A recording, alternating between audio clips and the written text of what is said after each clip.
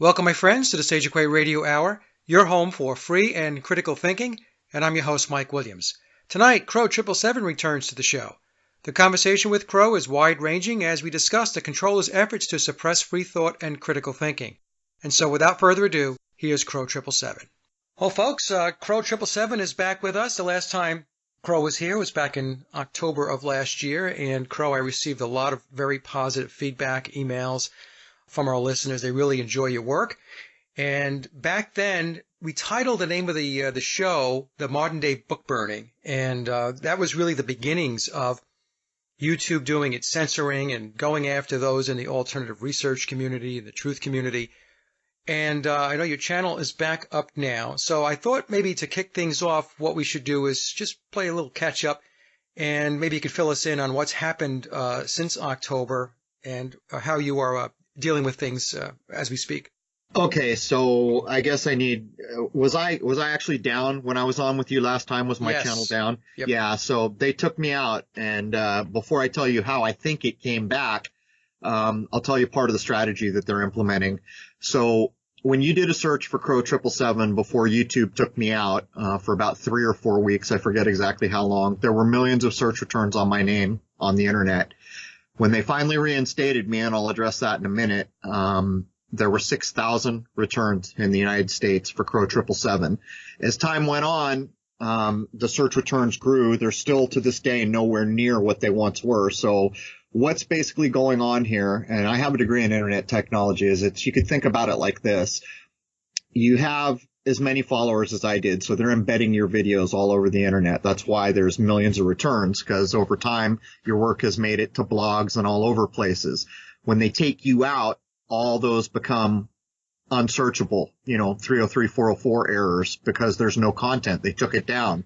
What happens is they leave you down for a few weeks, and like the domain name servers start to clean out over time all the dead links. And what that in essence is doing is scrubbing your name from the internet. So what happened was I went on a campaign with the Modern Day Book Burning. I posted it everywhere I went, on every show, even if people had, channels that I'm not really in agreement with, still set all idealistic ideas aside and went on the shows and pushed the Modern Day Book Burning. So many of my users complained to YouTube, or my followers, that you could actually, when I was trying to get search returns for my name, I was getting to see the complaints in the search returns.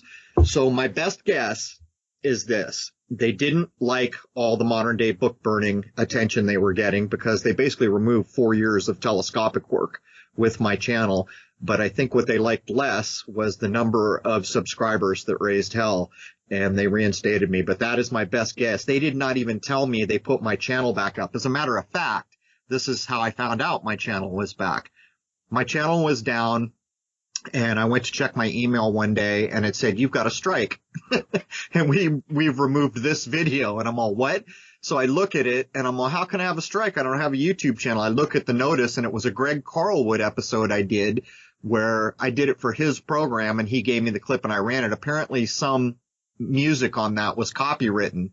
So I go to log in, and there's a channel there, but it's my content, but it's not right. Like the wrong amount of subscribers, all these things. Well, a day later, it all gets straightened out, and I come back with 2 strikes and all my content back. And as I told you, the internet completely scrubbed, or nearly scrubbed, of search returns for Crrow777.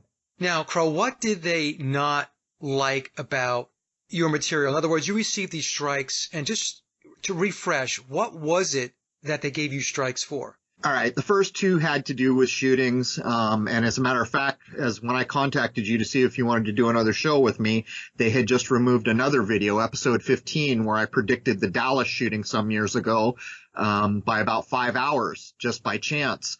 They removed it. Well, I just found out today, an hour ago, that they reinstated that video without telling me. And that talks directly. But to get to the point, the last clip up I had made was one of my podcast episodes covering the Vegas false flag event. And that was the last thing. But you see, what they hit me for was a lunar wave video, was the 3rd strike. So, and the ironic thing about that, it was a lunar wave that I didn't even film. Someone else had filmed it and asked me to run it. And I said, sure. But that's the story there. I think the truth of it is they're afraid to directly go after all the false violence. And right now they're big on crisis actors. If you say the word crisis actor, I guess you're under the gun. Yep.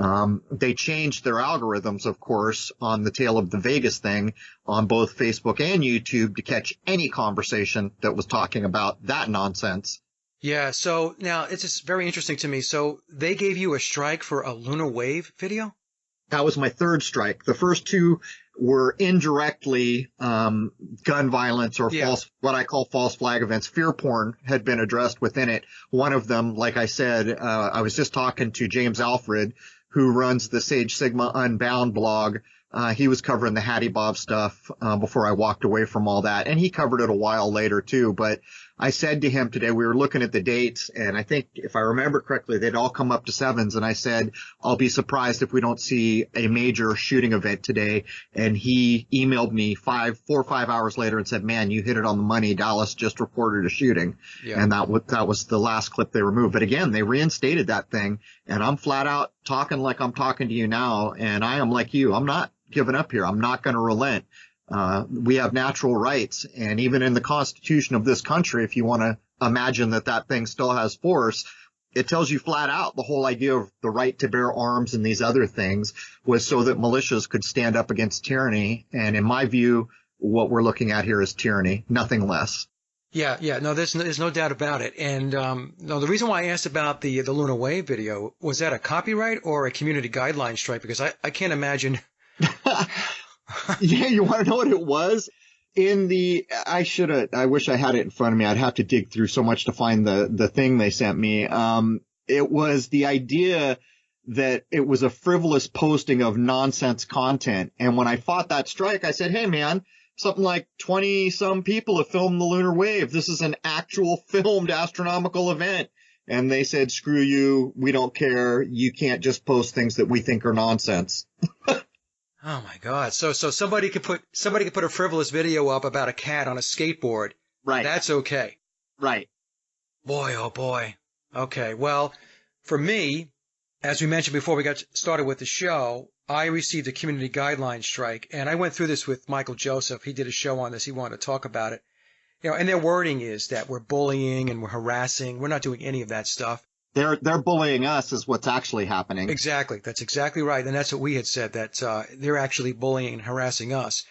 And all we're doing is having an intelligent conversation about events. Right. So, you know, in our shows, we're saying, look, we have a right to be able to discuss and question narratives that are coming forth. Damn right. Right? We do. And it's especially since the sources that are giving us these narratives are, well, they have proven to be very questionable and very dubious. So for us to just sit back and be a bunch of dumbbells and just absorb this stuff, which is what they want, well, there are those of us out there that are not going to do this. So they gave me a community guideline strike on a show I did with Ole Damagard. We talked about what happened in Florida, and we had an adult conversation, Crow, and it was, you know, two smart people having an intelligent dialogue on this. And I think that actually is beginning to bother them more than anything else. So do I. Yeah, more than the bluster types of videos where people are just blurting stuff out and crisis actor and all that stuff and just going about it that way. I think they're getting very nervous about when people sit down and they have conversations and they talk very logically and they process through the events and start to call out anomalies and stuff that, like, hey, we should look at this because that really doesn't make sense. And it's not bullying, it's not harassing, it's none of that stuff. You know, if you did this in any other part of your life, it wouldn't be a problem. But if you focus on these events that are taking place with the school shootings or people being run over by vehicles, that's a big problem. Well, they're starting to have real problems because in the case of the parkland nonsense that happened down there in Florida, I had some of my followers email me that morning saying that Fox News said there was going to be a drill there, right? Yep. So by midday, they were reporting that people were dying.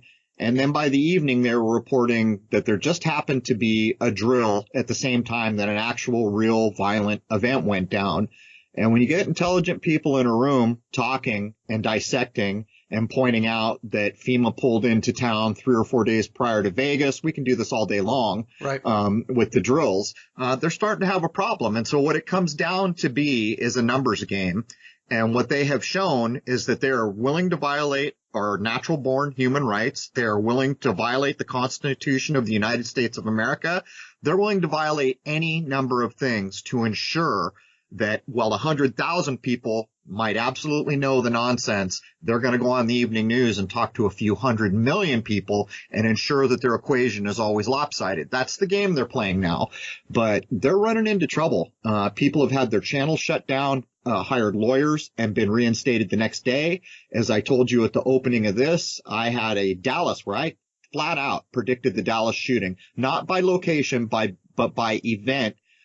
They reinstated that video, and not too long ago, that was not the pattern we were seeing, although I am understanding that anyone talking about crisis acting is getting hit now, and I suspect what that's about is too many people have figured out where they're advertising to pick up their crisis actors, Craigslist and other places. As a matter of fact, I've had people send me entries where it's like $1,000 they're offering some people to come do this kind of thing. Hundreds is the low end number that I've seen to come be a crisis actor.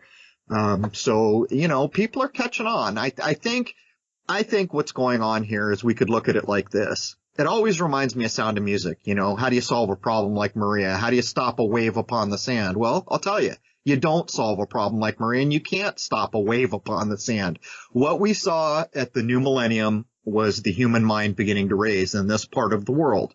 I think it's cyclical. I think it's part of the normal course of being a human being in this world, where different parts and different times we see human consciousness and spirituality lift.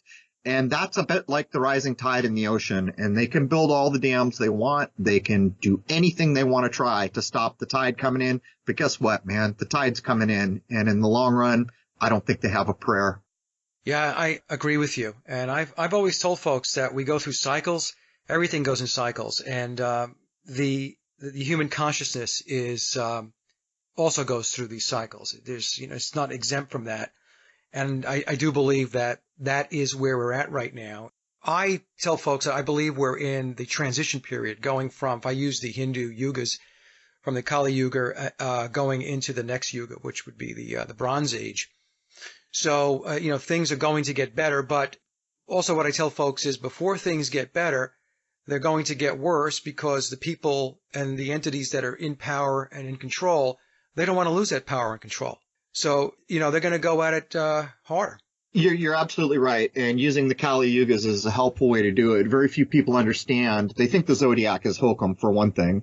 The zodiac's not hokum. It's how we place the sun, but it's also, as you mentioned, the Kali Yugas, the age of the zodiac you're in is just a westernized way of looking at the same idea. How do you track super long periods of time without history books making it wrong, or the opinions of men making it wrong? Well, that's done by the sky.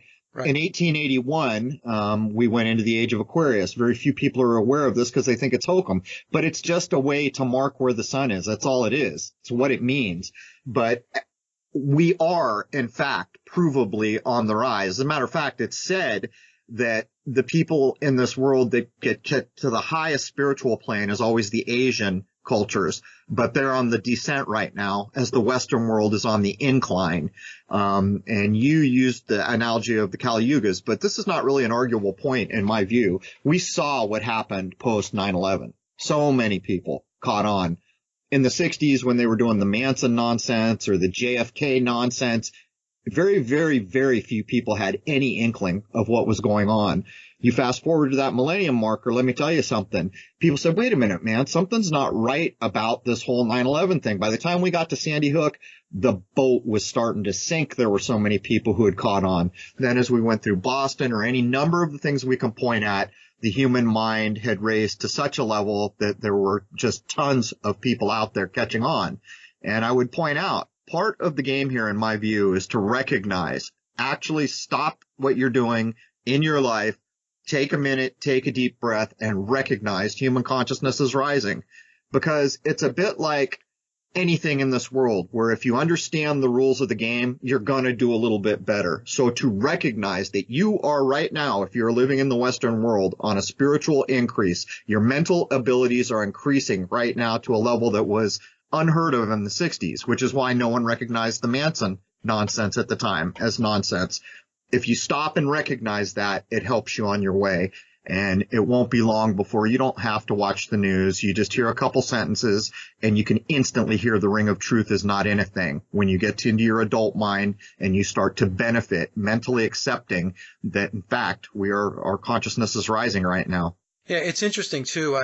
The events that they pull off, or they try to pull off, Oli has mentioned on a number of shows with me, Crow, they are templates, which is interesting to me because they don't even really try to alter the process. So they have they do A, then B, then C, then D, then E. Yeah. And they continue to play that over and over and over again. And the thing is, yes, there's still a large portion of the population clearly that is still buying off into this stuff. But I do agree that there is an increasing number of people within the population that are seeing it now. They're starting, well, why do all of these things roll out the same exact way? The same way. I mean, all the video footage is the same. It's all shaky. Yep. Right.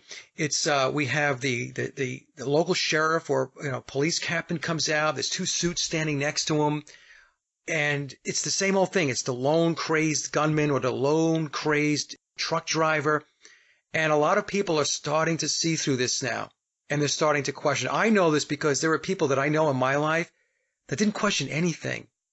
And now they're kind of looking at the TV set going, there's something not right about this.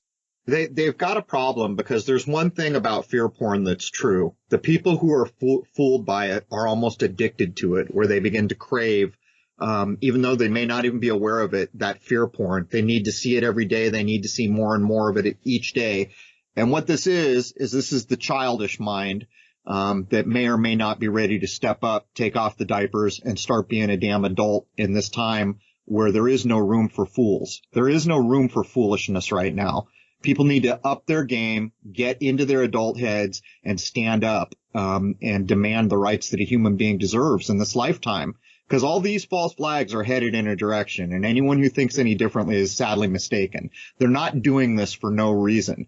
My point here is when they go on the news and they put out this fear porn to 100 million minds, the people still fooled by it are a bit like children in a dark room that are easily frightened.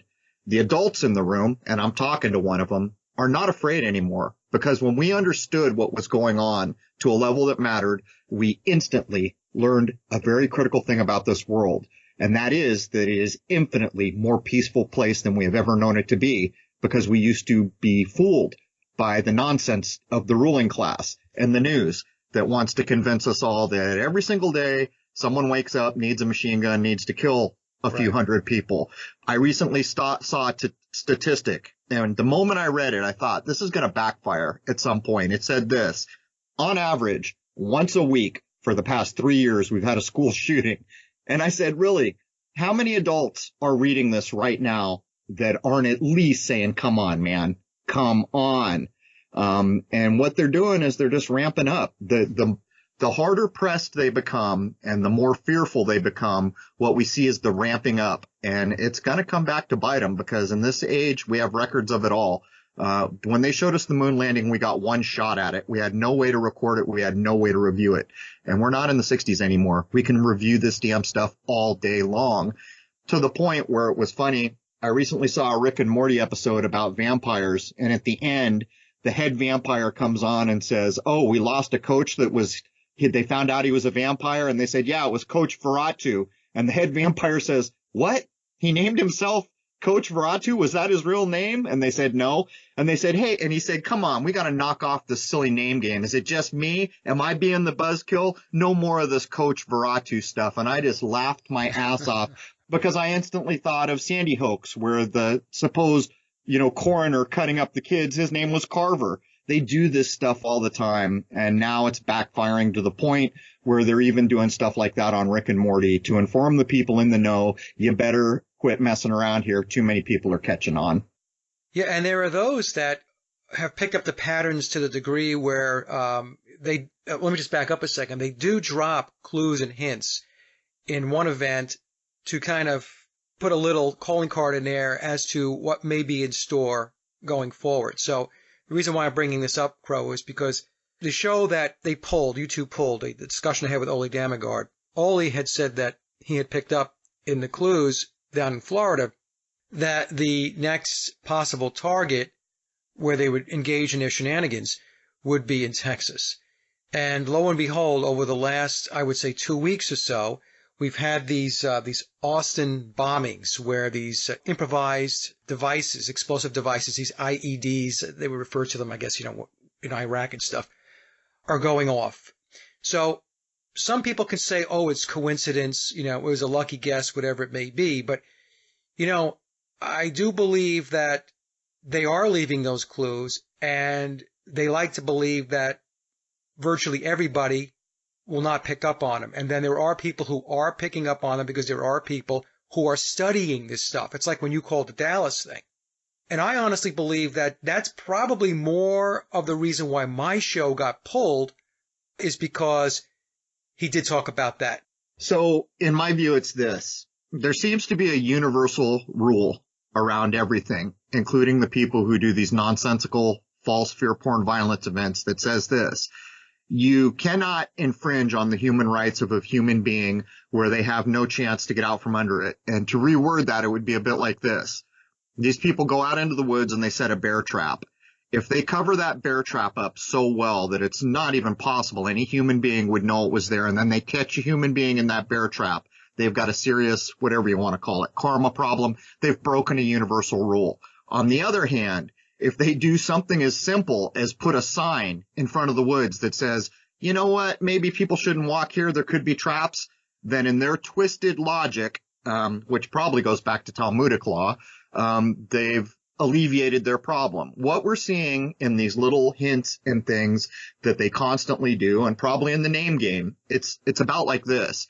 If you're not so dim-witted and asleep that you can catch these things and, like an adult, understand, wait a minute, there's something more here, then you haven't been blindsided. If you're just a sleep person wearing your diapers like a little kid in a dark room and you get caught in the trap, in their view, it's your own damn fault, because you have the potential to be an adult human being, and you should understand that this is beyond ridiculous to accept all this stuff. So I think that's kind of what's going on here. Now, Crow, you mentioned earlier that your followers and I guess your subscriber base had written to or addressed YouTube to help you get your channel back online. I've had people ask me, Mike, what can we do to address YouTube to let them know that, as an example, what they did to my show and to my channel, I have one strike right now, that, this is not acceptable. My response back to them was, well, I don't really know what to do because they're kind of a hidden entity. They're like a shadowy organization. Everything is done through, you click a link to appeal, you get 200 characters or so to try to explain yourself. It's ridiculous. It's absolute nonsense. It is. What exactly did your subscribers do? Were they just vocal in other videos, or how did that work out for you? Well, it went everywhere, but what I heard the most was people looked up ways to email. There were even some people who claimed they found phone numbers, but there's like a little input, like down in the lower left under your subs menu. Well, see, this is part of the problem. It depends what version of YouTube you've got. But there's like a feedback button whenever they down a channel or whenever they remove videos, and quite often just on a normal channel there's a feedback button. I think a lot of people use that, but the point is if people truly want to stand up, it's not hard to use a search engine, depending on what version of YouTube you're using, to how to send feedback to Google. And the one thing they really don't want is loud voices and attention. And what I did is I blew up Twitter. I went, I don't even use Twitter for anything more than announcing my episodes for my podcast are out. There was a point when I was getting 8,000, what do they call it, impressions or views, I'm not sure what they call it, every hour, because I had blown it up so much, just jumping in YouTube's face, posting their ads that they had posted saying things like, your films will live forever on YouTube. And I'd post right behind it with the ad, my ass. They just removed 4 years of telescopic observation. And then I put out the hashtag modern day book burning. I did everything everywhere. every show I could get on, and I urged my subscribers not to roll over. And so that's the best I can tell you. I'm not even sure 100% why my channel came back, but I truly suspect that it was because of pressure from the community. Yeah. No, I mean, you had a lot of material up there that had nothing to do with shootings and stuff like that. So, I mean, there was a Probably lot. helped, yeah. Yeah, yeah, that helped a lot. Now, where do you think this is all going in their minds? Not, I know that we're pushing back.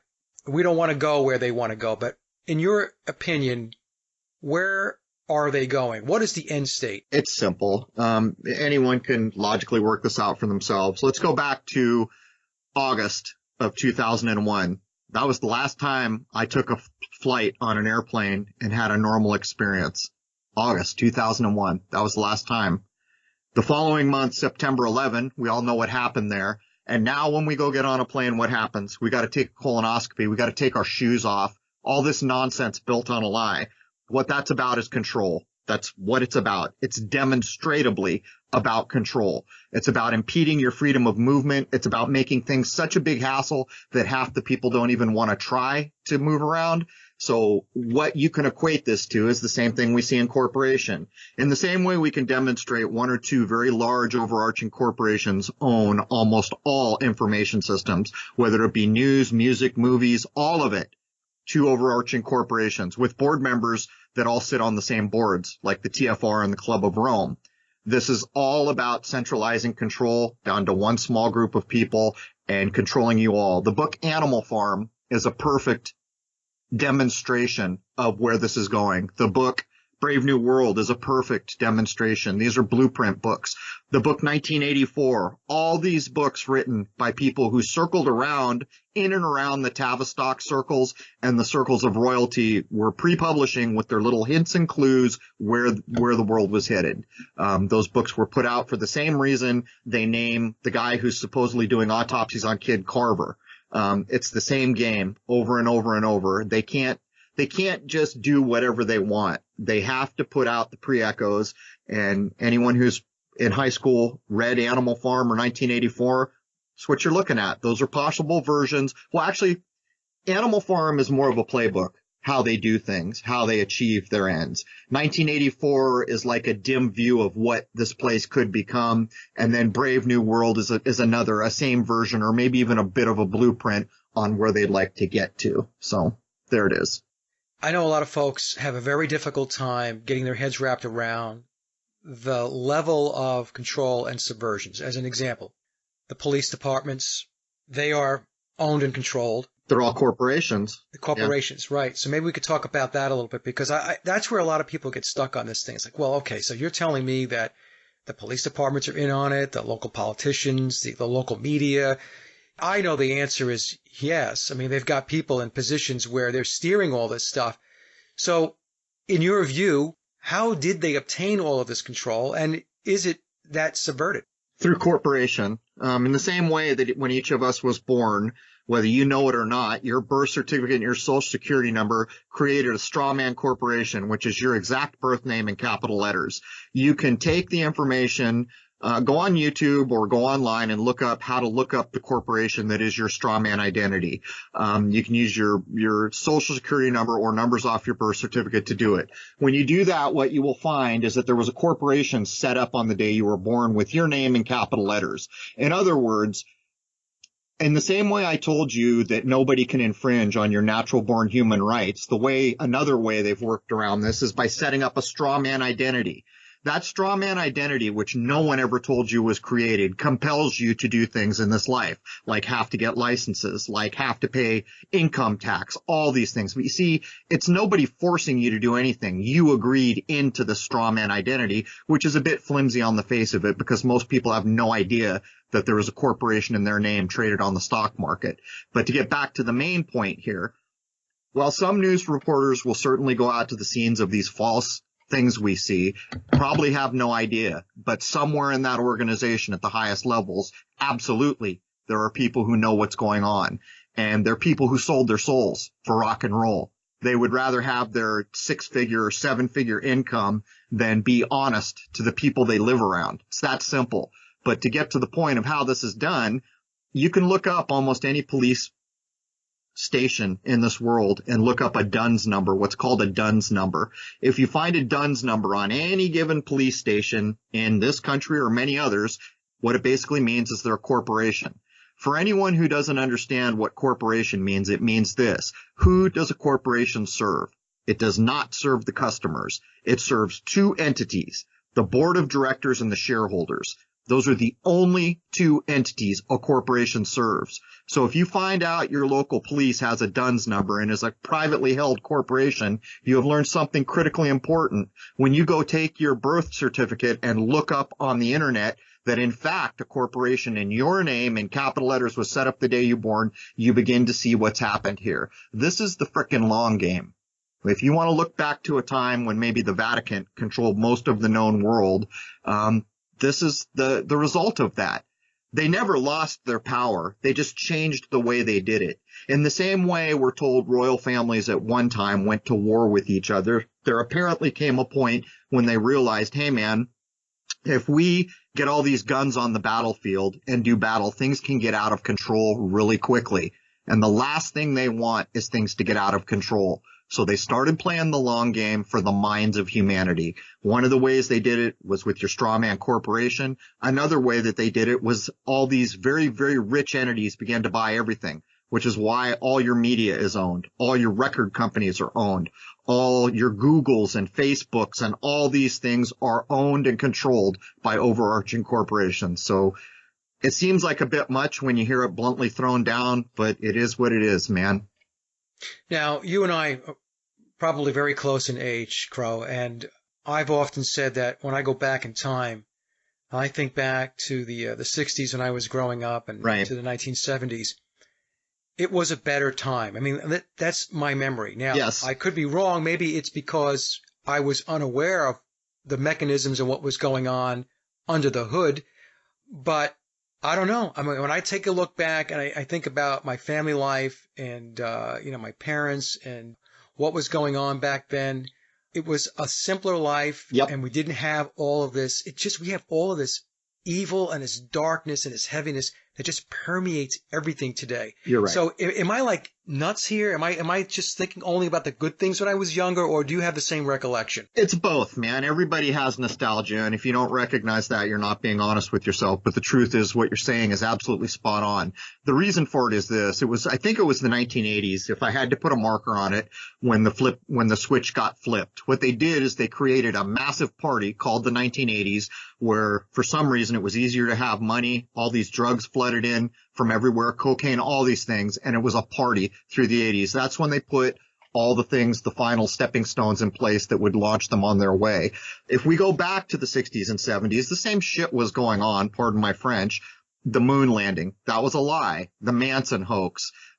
It was just not being done at the level we see now, and it was way more hidden, almost like they were tipping their toe in to see what they could get away with, or knowing they could get away with it, but little by little by little.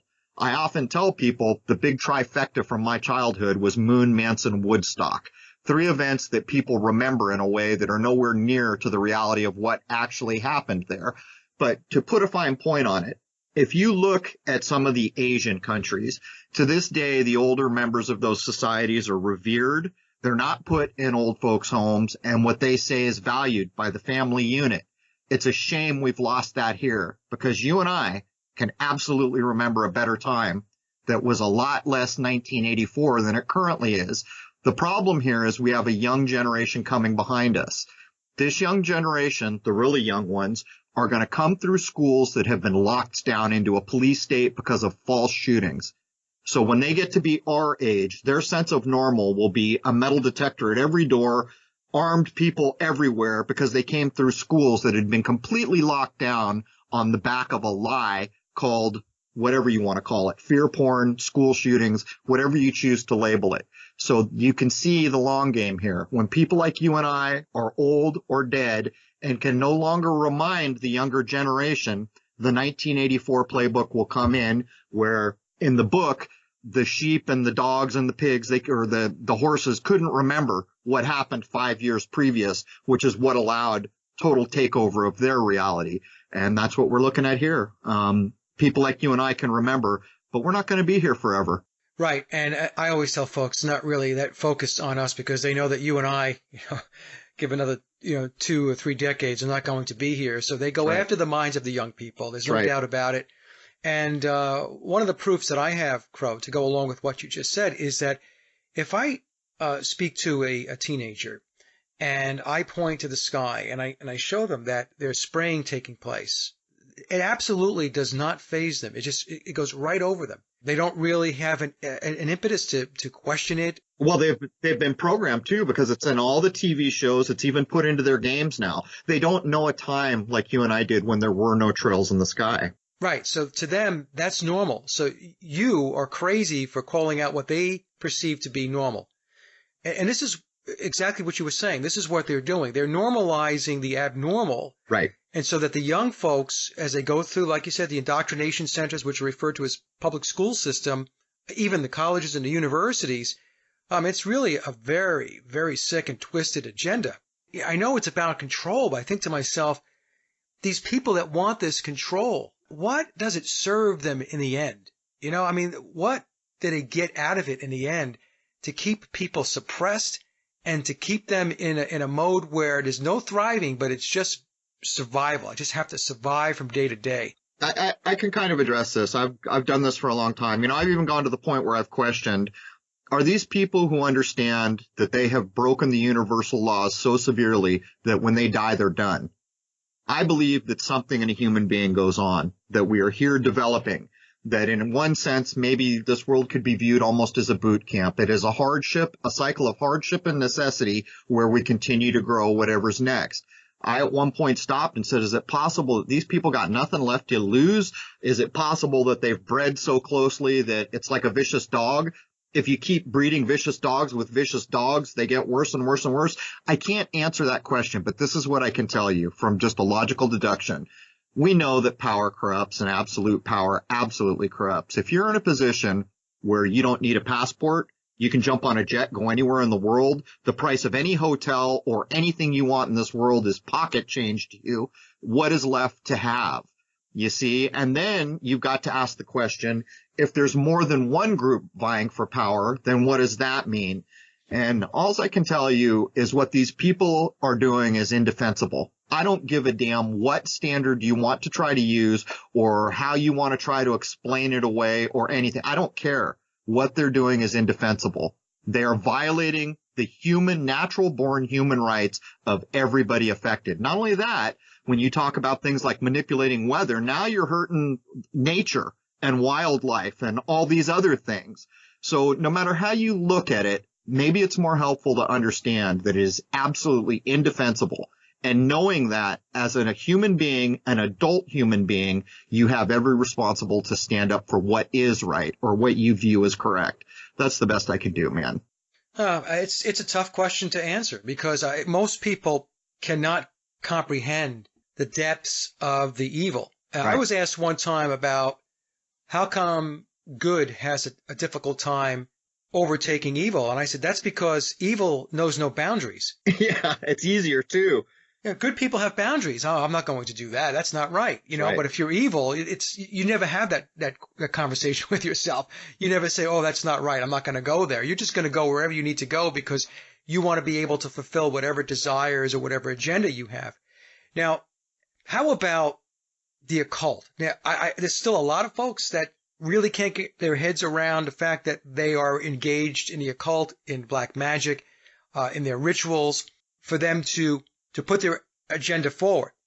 And I've even had people say to me, oh, that's ridiculous. There's no such thing as magic like you're talking about, Mike. And I'll say, look, whether you believe in what they're doing or not has no bearing because they believe it, you see? And so they're going to continue to do the things that they're doing whether you believe it or not. In fact, the fact that you don't believe it actually helps them, right? That's right. There's less resistance. You're not impeding their process. So what can we say about the occult? I can prove that they're doing it, and I can prove right now, prove outright that magic is real. I'll do it at the very lowest level because I'm not an adept magician, though I recognize it for what it is. And I will do it in a way that harms no one listening, so no one has to be worried that what I'm about to do will ever harm anyone. What I'm going to do here is I'm going to put something into your mind. Okay, I'm telling you right now, it's not going to harm you because I don't harm any living being. Go ahead and try to stop me. Okay, here, I'm going to do it in 3 seconds. Green cube. The majority of the people listening out there just imagined in their mind a green cube. I warned you I was going to do it. And yet most of you couldn't stop getting the mental image of a green cube. That's magic. I took something that didn't exist out of thin air, used an incantation called the English language, and I implanted a green cube into your mind. You don't think magic exists? Now you think about people who are clever and underhanded and devious and what they can accomplish. I just put an image in your mind, warned you I was going to do it, and most of the people listening couldn't stop me. Magic is damn real, and that's all there is to it. If you don't understand that, you can look into it more and begin to understand. But I would also point out there are things in this world that if you want to be a decent person, you don't need to know about those things, because to be a decent person, those things are not helpful. I would add all that, Mike. Now, what about the influence of Aleister Crowley? Now, some people, scoff it off and say, he wasn't really an influence. But, I see a lot of Crowley influence permeating through the society and the culture, especially of the elites. So what was it, in your view, that Crowley was about and what he touched on that made his work or his theories permeate society, especially, like I said, of the controlling apparatus? Well, there's a lot of myth around Crowley, first off, because we did shows on him, and I looked at Blavatsky and Crowley. But, of the number of people who have come to accuse me of picking my name, Crrow777, because of Crowley, and the number of times I have said, not only is that nonsense, I have no respect for what Crowley did, I will say this. I've actually read Crowley now over the last couple of years. It is the most dry, tough read, to the point where I couldn't even finish a few of the things like Liber 777. Couldn't get through it. I don't think I could get through it in a lifetime. It appears to me what Crowley did, if there ever was actually a human being named Crowley, was this. He went around the world and he stole what other traditions had already put together.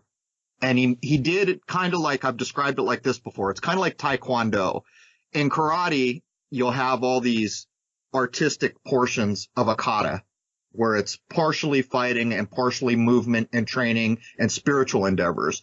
What Taekwondo did was came in and took all the spiritual, dancey kind of other stuff out and left in the moves that would break bones. That's kind of like what I view Crowley as. But you see, Crowley didn't do anything. He just took from existing places, and almost all of it is based in Jewish Kabbalah. If you don't understand or read Hebrew, you ain't going to get nothing that Crowley ever laid down. I'll tell you that right now. And to top it off, by the very accounts of the people who wanted to worship this either man or myth, can't tell you which. I lean towards myth all the time. After all, he was on a Beatles album, but he was a heroin junkie. Right. And yet he traveled all over the world. I've known heroin junkies. And one thing heroin junkies don't do is much of anything, because they are so concerned with getting their next fix. Now, if you were rich and famous and you could fill a suitcase with your drugs, maybe. Point is, you're still a heroin addict. So the level of human being you will ever be under the influence of heroin is nothing that I'm ever going to be respectful of. I will pity you, because that's a hell of a thing for a human being to go for, but you're not going to be my idol. But I will further say, Crowley didn't invent or add anything new into this world. What he did was collect from traditions, and I studied it. And on top of that, unless you speak Hebrew as one of the things, you're never going to understand a single thing that he wrote down. And by the way, most of it seems to be very self-centered, with little or no regard for other people. So is he put out there as essentially a veneer, another form of a distraction for people to focus on him? Yeah, in my view, yes. And you know these things. The word entertainment tells you so much about our world, because it is a major part of the wasting of our lives in this world. The word entertainment means enter, to go in, tain, to hold, meant is always mind. So to go in and hold your mind. Crowley's on Beatles albums. He's linked to Zeppelin and Jimmy Page. And these are entertainers. Put it in context. If you see someone in clown makeup, guess what you know about them? They're a clown. You see what I'm saying here? It's like Stephen Hawking. Everyone always wanted to have, well, is this true or is that true? I'll tell you the simplest way to know a thing. Go look at their resume. Is actor on that resume? If actor is on that resume, you've already learned all you need to know about that individual. Well, talk to us a little bit more about Stephen Hawking then. He's a fraud.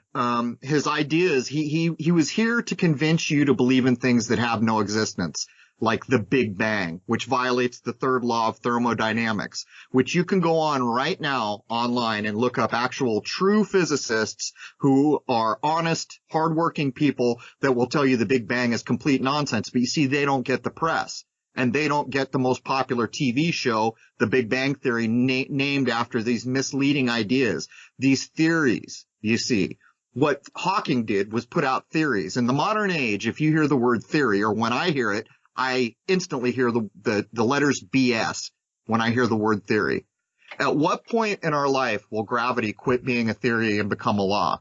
I'm here to predict that day will never come. And yet almost all modern science is built on that theoretical foundation. There's a reason for these things.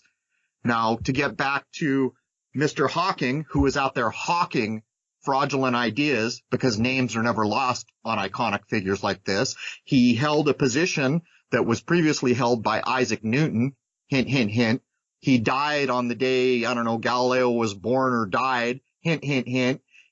He shares a death date or a birth date with Einstein, died at the same age as Einstein, died on Pi Day.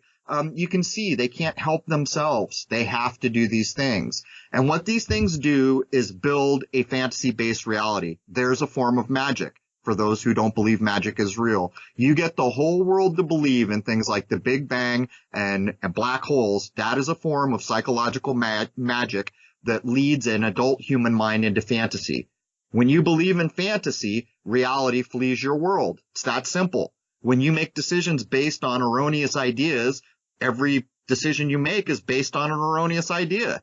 There can be no full-hearted, higher human endeavor that comes out of making decisions based on erroneous ideas. And that's what people like Hawking were here to do. And by the way, they told you flat out, or it was either Family Guy or The Simpsons, they did a skit on Hawking because Hawking was in all entertainment in the modern age, where Hawking stands up out of his wheelchair and says, I'm tired of sitting in this wheelchair, and walks away to poke you in the eye if you're gullible enough to believe this man had a magic computer that could read his brain and talk for him. But there's all that.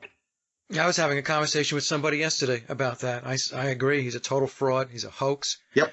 And, when I was talking to the person about it, I can see the wheels were turning. I thought, yeah. Well, it never ends. To this day, the most genius mind we've ever had in the world is Albert Einstein. I'm here to tell you, for anyone who wants to go back and challenge the things we're told, Albert Einstein was brought on the stage for one reason, to defame Michelson and Morley, who did a couple things. They proved that you couldn't use light to prove the earth was spinning, and they proved that ether existed, which is an old alchemical idea, which is a natural science. And what Einstein did was arbitrarily said ether doesn't exist, never showing an experiment, and then comes up with all these things like E equals MC squared, more theories. And the only reason all that happened was to defame people like Michelson and Morley so that modern science would be built on a fantasy-based reality. That's what these people have been here for. And by the way, most of them are Jewish for some reason. Can't tell you why. Yeah, isn't that interesting, right? Right. I guess Jewish people are smarter than the rest of us. Let me ask this question then. Do you believe they have the ability to manipulate reality? Now, what I mean by that is I have very specific Mandela effect memories, very specific. I don't jump on board with everything that's out there, but mine go back way before this whole Mandela effect thing became more of like a meme. So do you believe that they have an ability to be able to alter reality? Or do you even believe the Mandela effect to be real? I believe the Mandela effect's real. I do not believe they have the ability to alter reality in this much. In the way that I think you're thinking about it, I don't accept that at all. I think it's just more fear porn put out there to make people feel helpless. But they can manipulate reality in this way. If you take 100 million minds in this world and get them all to believe in a thing, anything, then to some degree it exists. Now, I can't prove one way or the other whether minds create a reality. I suspect that they do. I do wholeheartedly know and have proven to myself that my mind precedes my entire reality. which opens the door, of course, for things like the Matrix idea. You see, that's where that comes from. In other words, all experience that I have is preceded by what my mind does. In other words, my mind could be totally fooled into making me believe a thing that has no existence in reality, like the Matrix idea. These things are wholly possible. To get back to what you asked me, if you put out things like black hole or any given information and you get massive amounts of minds in this world to accept them as real, then the next part of that question I can't answer. Does that make them real to some degree? I don't know if it physically makes them real to some degree, but what I do know is that is what it's being accepted as real when in fact it's not. So best I can do there. Okay, because the reason I asked the question is because the one that always bothered me was, I'm going back about 4 years ago or so, 5 years ago, and a friend of mine had sent me a link, and it had to do with Kirk Douglas and a couple of other people, Richard Chamberlain and also Helen Thomas, used to be the lead White House correspondent. Helen Thomas and in particular Kirk Douglas really bothered me because I remember Kirk Douglas dying in the 1990s, and I also remember watching it on TV, and I remember his son Michael Douglas coming out of the building. It was a white building out in L.A., and he was very overly emotional, crying, coming out of the service. And so then when my friend sent me this article 4 years ago, he didn't say anything. He's a good friend of mine. He's on board with, with the types of stuff that you and I are into. And I read the article and I said, what is this article talking about? Because it was saying some people remember Kirk Douglas dying, and I'm like, well, I'm one of those people. So I went on Google, and I'm sitting there at a search engine, and I'm trying to find an article that says that, he passed away. And there was no article that said he passed away. They said he was alive and well. I'm going back 4 years ago, folks. And he was blogging out in L.A. as a 90-something-year-old guy. And then, of course, then he died again. So, I mean, what do you think is happening then? You said you believe the Mandela effect is real, but what is happening? It's simple. You don't control the information sources. So media told you somebody died, and then later media told you they didn't. This is probably a thing that could not have gone on pre-internet. Right now, if Google wants to scrub something from the internet, you know how damn easy it is to let its AI loose and say any phrase or this, just remove it. Not that dang hard. And even if they can't remove it, they can absolutely see that it's not served up to end users to any degree. So it's not hard to dissect what you're pointing out here, because it's the magician's trick, isn't it? We can't see backstage, but we know certainly. Media told us someone died, then media told us someone didn't die. And by the way, the people who control all information delivery are the media. So not a hard magic trick to pull off. And the end effect of that is to get people to start questioning their own ability as a human being to remember things correctly. There's a form of mental magic. And then even worse, to get people to buy into, oh my God, the powers that be have this magic machine that can physically change reality. Let me tell you something. If time travel was real, or the Mandela effect was real in their ability to physically change reality, then we don't even need to be talking now, because it's game over. Yep. Either one of those things, it's game over. You have no ability to ever win, because all they got to do is just manipulate things again or travel through time again until they get what they want. There is no way to combat these things, which tells you two things certainly. Neither one of them is correct. Neither one of them is acceptable or true. So all you're left with is break it down to the basics. Who gave me this information? The media. Who gave me the later information? The media. What more do we need to know here? That's a good point. So a lie and then a new lie. Yeah, and then the control of your ability to search information to try to verify what you think you remember. That's also controlled by the same players in this game. It's a bit like having three magicians on the same stage, each with their own assistant, and they know the entire game, and the whole audience out in front trying to figure out, how did that white lion just fly across the stage? You see, there's going to be a portion of that audience that says, oh my God, I just saw magic. There's going to be a portion of the audience that says, oh man, that was a clever trick. And then there's going to be a portion of the audience that says, how the hell did that just happen? You see, it's a numbers game. Yeah, good point. All right, so let me ask you then, and I'm just throwing questions out to Crow folks, so I'm not even sure if Crow has the answers to these questions. We're just going along here with the conversation. CERN and D-Wave, then, what do you think they're doing? We'll take CERN as an example.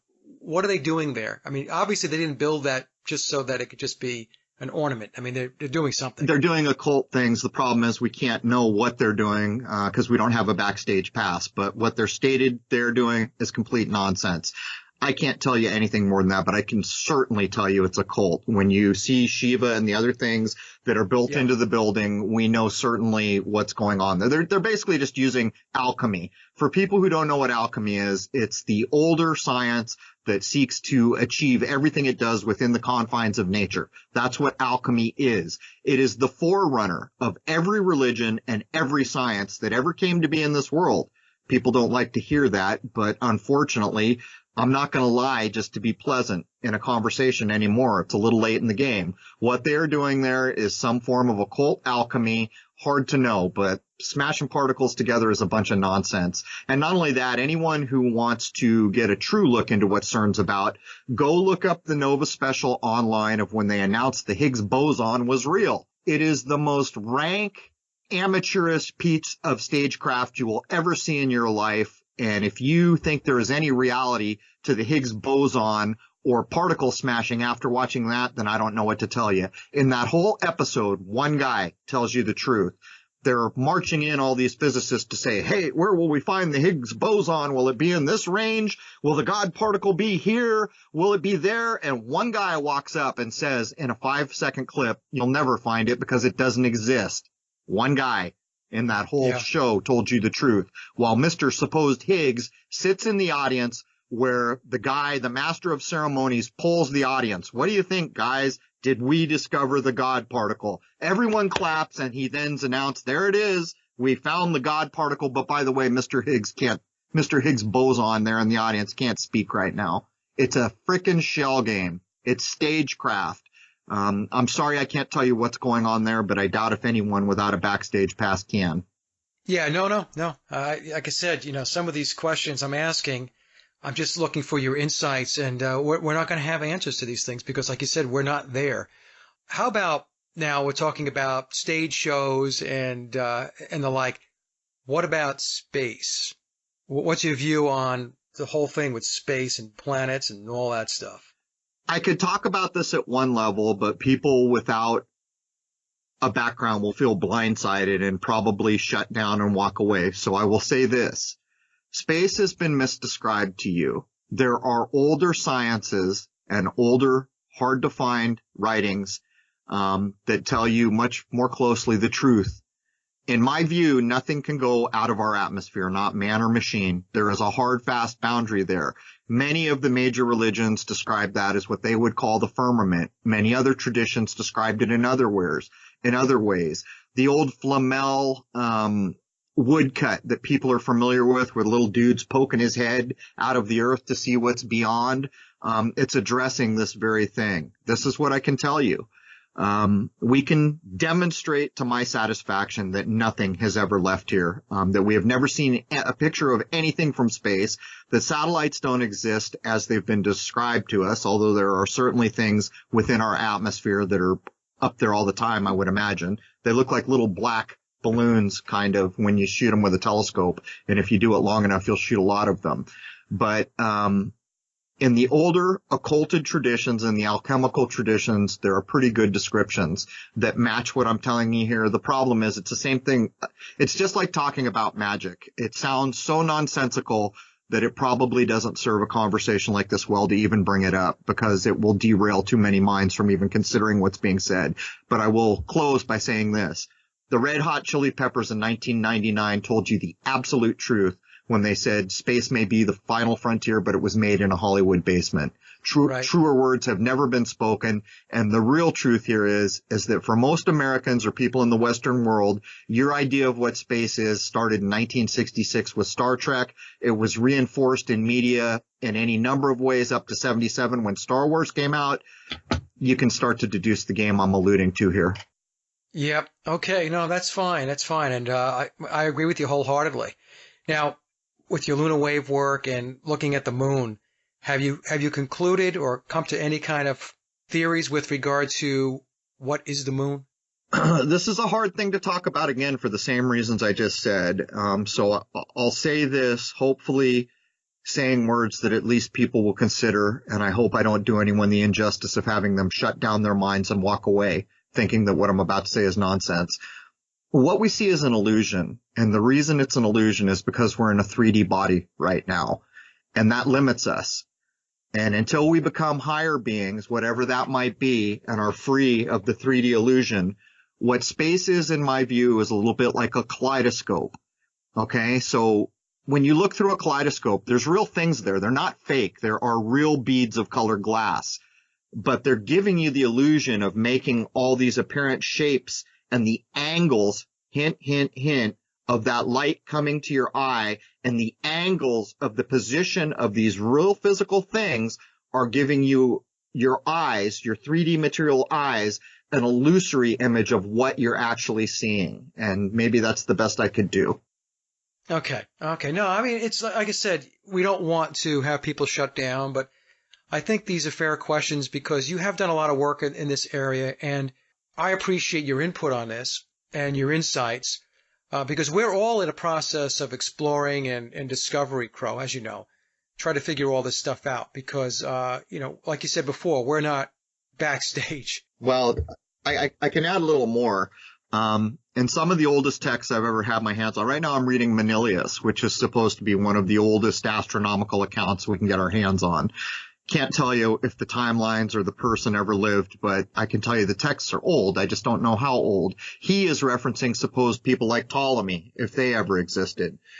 But I once read in a very old alchemical text that what we are living here in this 3D reality is hardship and necessity. That's the cycle we're in, is hardship and necessity.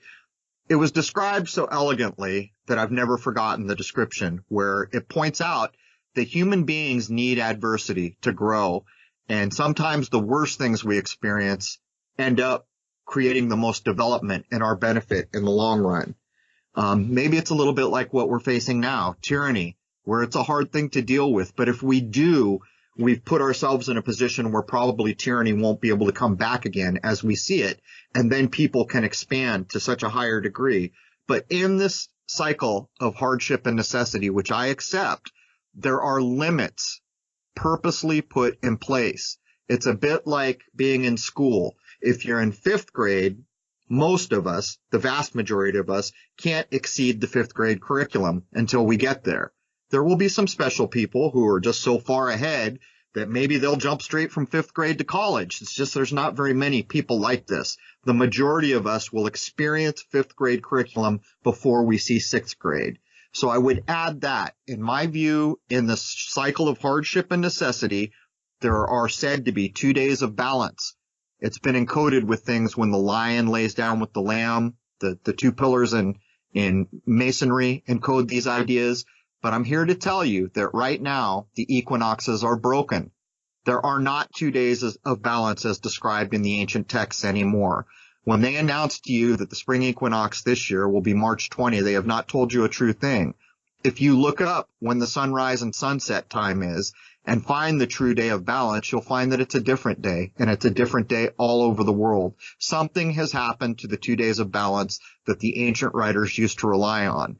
In this cycle of hardship and necessity, it has been said by certain old cultures, whether it's true or not, I cannot tell you, but I'll just tell you what they said. The idea of things like the Anasazis or the Chaco Canyon supposed Anasazis, if there ever was such a time, they had these spirals carved in the rock, and they made it so the rocks created a dagger of light that moved closer to the center of spiral as we approached an equinox. In one of the versions I studied, because I went there with my wife to see these things many years ago in the 90s, it was said that they weren't waiting for the light to get to the center of the spiral to know when the equinox was. They were checking the spiral on the day of the equinox to ensure that the light had made it to the center so they knew the world was still in balance. I'm here to tell you that if there is anything to those ideas, the world is out of balance right now. If I had to guess why, I can only guess. Part of it is because physically our minds have been convinced of all these things that have no basis in reality, but I can't tell you why it is. So there's all that, and I know it's a bit scattered, the information I laid down, but the reason I talk about these things is because people have to pull their minds back to a thing that has no lie in it. And in my view, the only thing that is that in our lifetimes is nature.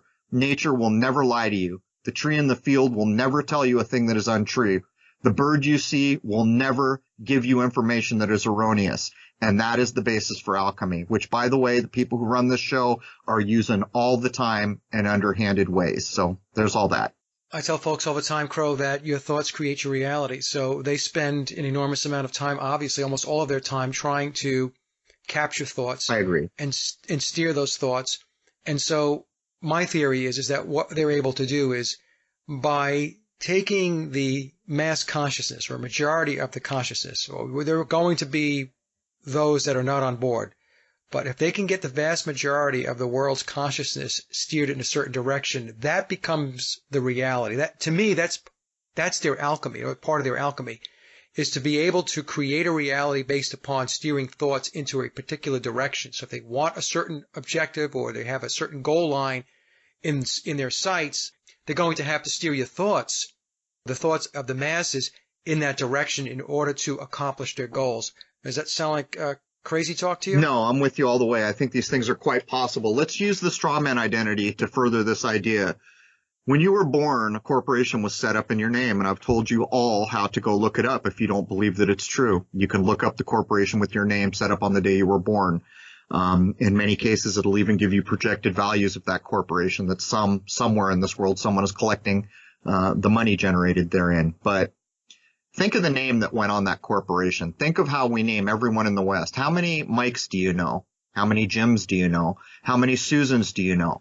Isn't this a bizarre construct, knowing the uniqueness of every human being? In a way, isn't the naming of these human beings and then creating these corporations with the same names over and over a way to homogenize us, homogenize humanity as a whole, not recognizing the uniqueness of each individual human being and what that human being might bring to the table? To counterpoint that, we've all seen the movies where there's a supposed American Indian tribe somewhere where the child is born and the head guy in the tribe looks out and sees a deer and says, okay, we're going to name this child Running Deer, because it shows uniquely that this unique human being was born, and I saw this unique event. That will become how we identify him, recognizing the uniqueness of each life. So to further what Mike has told you, even the naming of us all in the Western construct, which is done over and over and over, very few people will you ever meet with a unique name that is alone. Part of the reason my name is Crow, because I do not claim my straw man corporate identity. That is not me. I am the living man. I am Crow, if you understand where all that was meant to go.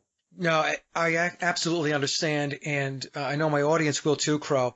And I actually had a very similar conversation. I was on Freeman's radio show as a guest, and I touched on something that you just spoke about, which is the uniqueness versus the homogenized society. So if we take a look around us, the names, yes, it's a very good point that you made, and just take a look at our environment. Take a look at the cars. Cars used to be very distinct. They used to be very unique. Now they're very homogenized. They all look alike. Right.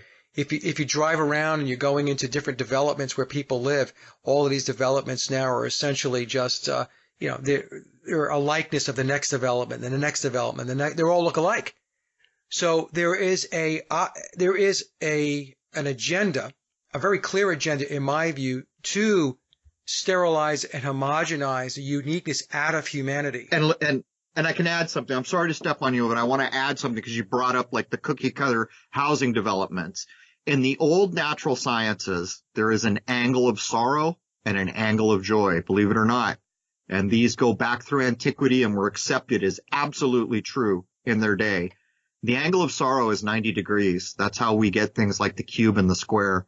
And I would point out that almost everyone listening to this lives in a rectangular or square house in the angles of sorrow.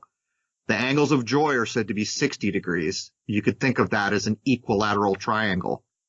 If these things have any basis in reality, why in the hell are we all living in the angles of sorrow? You can see the long game that's gone on here.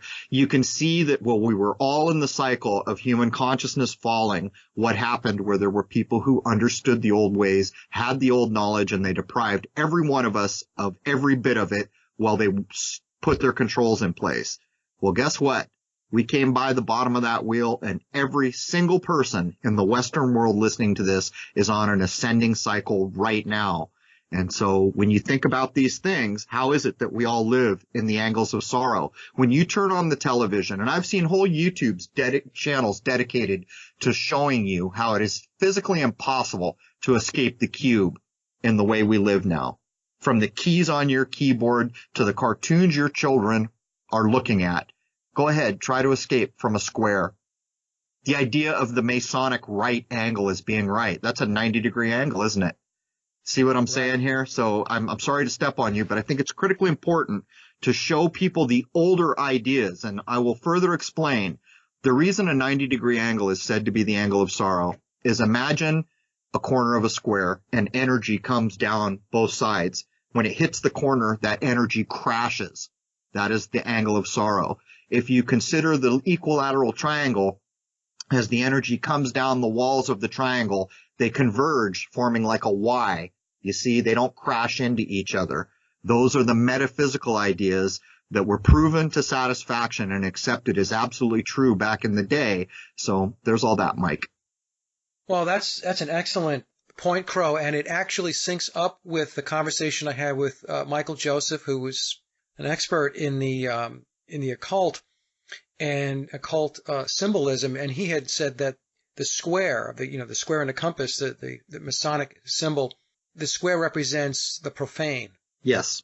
Yeah, and so your explanation, that right angle and sorrow, I mean, syncs up very well with what Michael was explaining also. And you're right. I mean, you're sitting in your house. Your house is, square rooms. Everything is. If your yard is squared off. Well, let me add this. Like think about these things. Have you ever seen like people who do really unique architecture and there'll be like this one-off building where there are no corners and it just feels so right to you? Or even when you watched like the first Lord of the Rings movie and you saw the Hobbit holes, I'm willing to guess that like 90% of the people listening, when they saw that round door and that hobbit hole, they felt joy, basically, like this organic feeling of well-being come over them. Just simply seeing this idea of a place you could live that was not squared off. The problem is that when you felt that, you didn't understand it because you didn't understand what the angles of sorrow are. So now the next time you see some unique architecture that has no right angles and you feel that well-being wash over you, you'll understand why. Yeah, now let me switch up gears here a little bit, and let me get your opinion on this. Cryptocurrency, and I'll give you my viewpoint to start, and you may or may not agree with it. I'm very leery of cryptocurrency. Good. I view it as nothing more than the next step to having digital currency and getting us into, an area where nothing exists, but you think it does.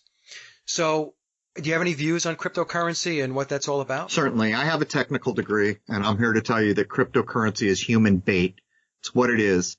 It has no value, not that our money does now, but at least you hand each other paper so we can pretend there's a thing that has value. When cryptocurrency comes, it'll serve to do one overarching thing above all others, and that will be to educate artificial intelligence or AI. What cryptocurrency is human bait, and if there ever comes a time when we leave any semblance of physical money behind, even though we all know it has no value, we will have lost more freedom on that day than almost all other events combined in the recognition of all human history. The reason for that is never again will any transaction ever happen that isn't stored in a permanent blockchain. For those who don't understand what a blockchain is, it's how AI learns. When AI solves a problem, a block is created. You know what that means? That means that problem will never need to be solved again. If I was to ask people listening right now to regurgitate something they were taught in third grade, there would be a number of you who could just simply recall the information like the AI does in a blockchain, but a lot more who would say, oh, I've forgotten that. I've got to go learn it again to tell you. AI will never face that problem. Once the block is made, that problem is solved forever. In the same way, every transaction that ever occurs in the world with cryptocurrency is permanently on record. It would be the most convenient system ever devised to have total control over a population if you could convince them all to go to cryptocurrency. You could, first of all, you don't know who created it or who controls it, and you never will. But imagine the day when you go to your ATM and your ATM says, sorry, you can't have any cryptocurrency today because your license isn't up to date. Nonsense like that. Ultimate control. And again, never again could a penny be spent in this world that did not leave an absolute indelible record of who spent it, what time, on what, so on and so forth. Go ahead and try to buy some illicit drugs with cryptocurrency. See how that works for you. Yeah, I'm very disappointed that, and I'm sure I'm going to get emails and flack for this because there are going to be folks in the truth community that do not agree with us. Then they're wrong. And I don't care if people want to talk about that. They need to educate themselves. A world controlled by AI on blockchains is a world I don't care to exist in. And that's because I know things. I have a technical degree. So if these people want to act like it's bucking the mainstream nonsense banking we have now, they've got a rude awakening ahead, and it's not arguable.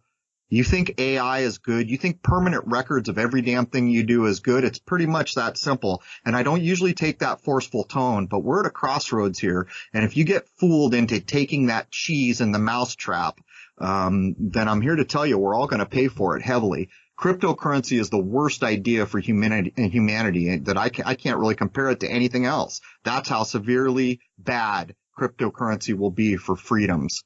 Well, what makes me shake my head is that those of us that are in the alternative research community, we know that money is the ace up their sleeve with regard to control. That's right. Right? Yeah, that's right. And so for those that are out there saying that this somehow is eluding the control mechanism, that it's eluding the central banks or it's eluding those that control the money supply, it's just so bizarre to me. Well, it's ignorance because they're acting like they've subverted some level of control when you control nothing on the internet. You know what you can do on the internet? Whatever you can manage from your keyboard. That's what you control on the internet. And you want to understand how currency controls a population? Go back to 1933 in this country and understand what was done on the back of the crashing of the stock market. You want to understand how currency controls worlds? Go back to the creation of the Federal Reserve, which was again done on the back of crashing a currency. Cryptocurrency could be crashed by simply pushing a button on a keyboard in a place you will never know exists. As a matter of fact, another Rick and Morty episode just made fun of that, where Rick brought down the entire economy of an alien race by not armies or nuclear weapons, which don't exist. He did one thing. He took a currency that was worth one of itself and he hacked the computer and made it worth none of itself, and thereby brought down an entire alien empire. They're making fun of what they know to be true about currency. And the shame here is anyone could go back through time to look at what the crashing or the control of currency has done to any population. The United States is a prime example. Every one of us is a damn corporation. And probably 80% of the people listening to this don't even know whether they should believe that or understand if it's true.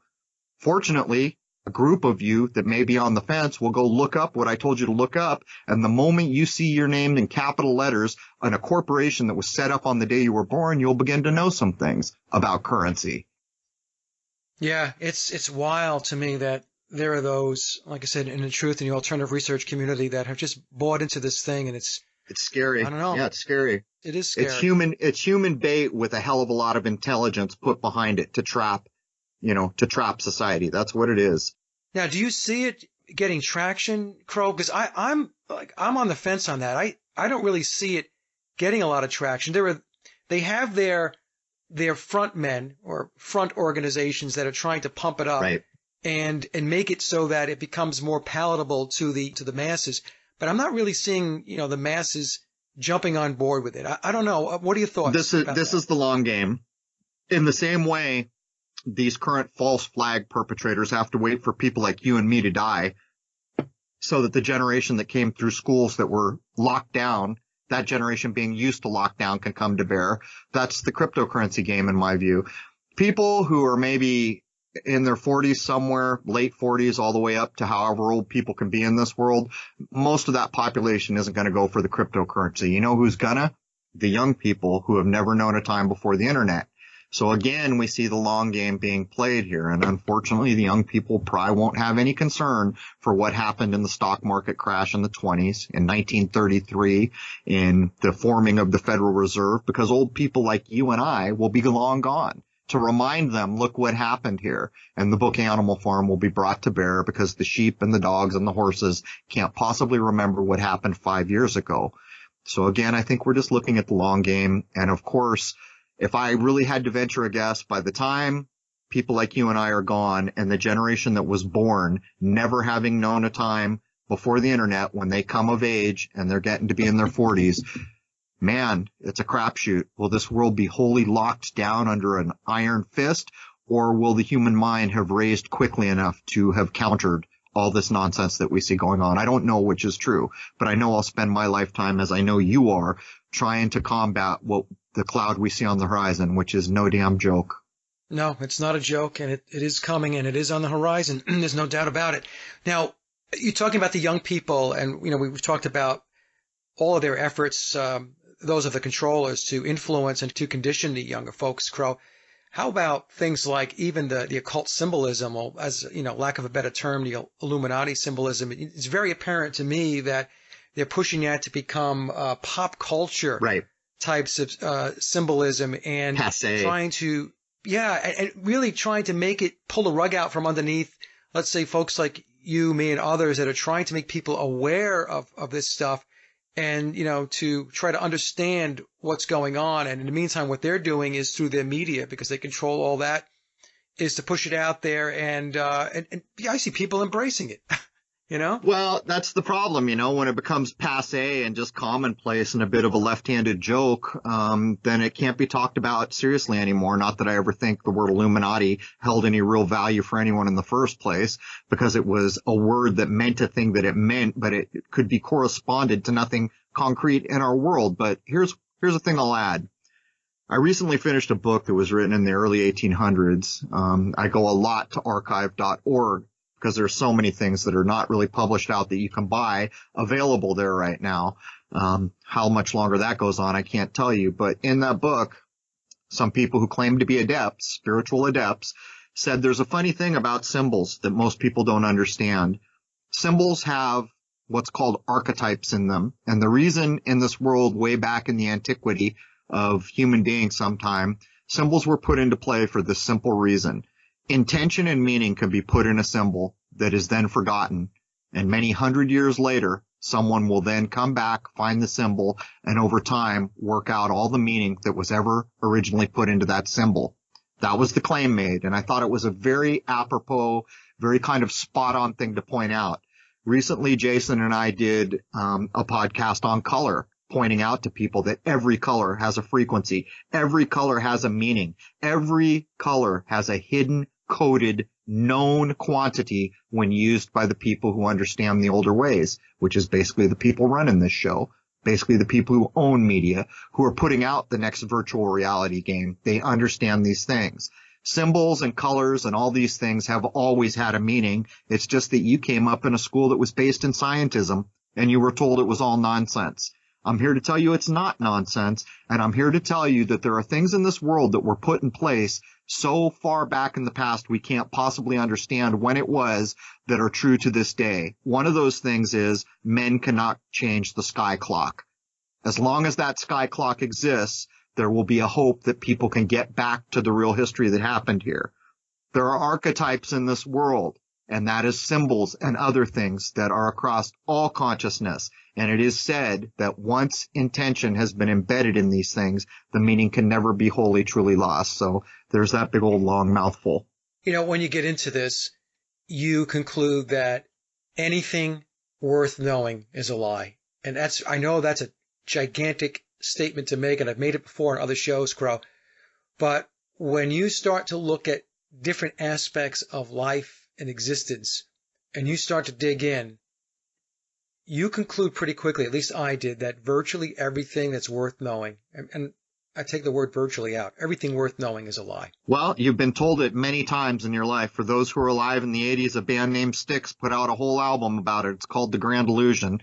The opening lines are, "Welcome to the Grand Illusion." What do you think they're talking about? Is this just clever words put together? No, this is the tip of the hand. This is the tip of the hand for the lifted human mind that is no longer a scared child in a dark room to understand you're being told an important thing here. So it's a critical thing to know, man. All this art, all these things that you think are just clever things, there is a meaning in every word you will ever hear. There is a meaning in every color you will ever see, and every symbol put on every sign or television show you will ever experience has a meaning. Yeah, even going back to the Beatles and Strawberry Fields Forever, where the line John Lennon sang, "Living is easy with eyes closed." Exactly. When you take a look at these songs and you listen to the lyrics, these lyrics by many of these bands, because many of these bands, they are creations of Tavistock. Yep. And so As on, were right? the Beatles, yeah. As were the Beatles. Yep. I've done a lot of shows on that. So they are telling us, it goes back to what you were saying before, they have to tell us.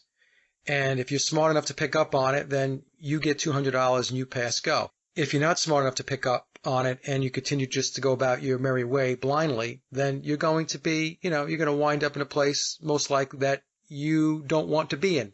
And the deck is stacked against us, because while you and I may figure it out, there may be 3,000 or 4,000 around us that don't, which means that we will suffer in their shadow. And by the way, I would point out that when you pointed out the lyric there that is so critically important, the following line that you omitted is really the critical one. Living is easy with eyes closed, misunderstanding all you see. Not some of what you see, all of what you see. These things are critically important, and just by talking to you, I know you understand. But you see, there are a lot of people listening, and so I'll ask all of you, how many of you understand what was just laid down here? Yeah. No, and that's, you bring up a good point also when you say that you and I and others might be awake, but we are a minority, and we're being weighed down in a way, in a big way, by those that are still apathetic, still not awake. Unfortunately, there aren't two ships. There isn't the USS Awake and the USS Asleep. So there's only one ship, and we're trying to right that ship, right, so that it's where it's supposed to be in a good way. But we're also subject to the illusion, because you and I do not control information flow. Right. So as I sit here talking to you, and in my mind's eye, I look out across the field and say, how many candles are in this field? How many lights can I see? I begin to imagine in my mind's eye that there are more and more and more, but problem is I don't control Google, so they can control the appearance of that. If I had to venture an educated guess, I would say that we are a growing minority, rapidly growing. I think things like censorship prove this to be true. When we talk about the false flags or any number of things, if we were no big deal, they wouldn't bother. And yet we've seen whole algorithms, whole computer operating systems, algorithms rewritten to catch every conversation about these things. So I'll just say this. As long as people like you and I do our damn job, stand the hell up, and tirelessly, as adults, communicate the best we can, I think there's a real possibility for a good outcome here. That's what I'll add. Okay, well, this has been an excellent conversation, Crow. And folks, let me just tell you that we did not have any pre-prescribed questions. This was just freewheeling, and it was a great conversation because of that, Crow, because I was just able to ask you questions, and you gave your insights and thoughts. And so that's was made for a very good show, in my view. People will reach a level of understanding where no script or no talking points are needed. That level of understanding becomes the only foundation we will ever need. And you and I stood in the same place and had this conversation. Yeah, no, very good. I really enjoyed the conversation. Now, where can folks find out more about your material these days? All right. On YouTube, I'm Crrow777. There's 2 R's. So it's CRROW777. My podcast, which has gotten so popular, I'm actually having to move where it is because it's too big for where it's hosted now, is Crrow777radio.com. And again, the word Crow has 2 R's. And just to be perfectly clear, the reason I use Crrow777 is making fun of my corporate birth name. That's how that was created. My wife and I sat down to do it when I created the first YouTube account and realized there were a ton of Crows already in existence. Okay. Right. I know, because a lot of people do wonder that. And we talked a little bit about that in the last show. Well, Crow, I want to thank you for coming back on the show. I know it's been about 4 months since the last show, and we should catch up periodically just to touch base and have these types of conversations to reach people. I agree. I want to thank you for having me on. And I'll just say, man, we have every right, no, we have every responsibility to adult conversations that are doing what we do. As long as we don't harm anyone, we are absolutely on the right side of that fence. And I thank you for having me on, man. Oh, you're very welcome, Crow. Thank you so much. Cheers. And that concludes another Sage of Quay interview, and I hope you enjoyed the discussion as much as I did. Links to my guests' websites and social media are listed in the show notes below. And as always, I'd like to thank everyone for listening and visiting the blog. You can get to the blog by typing in sageofquayradio.blogspot.com or simply head over to our hub website at sageofquay.com. Also, if you get a moment, please visit laboroflovemusic.com to listen to my album, Leaving Dystopia. And remember, live in truth and always serve creation. It's really that simple. See everyone next week. Be safe, enjoy, and God bless.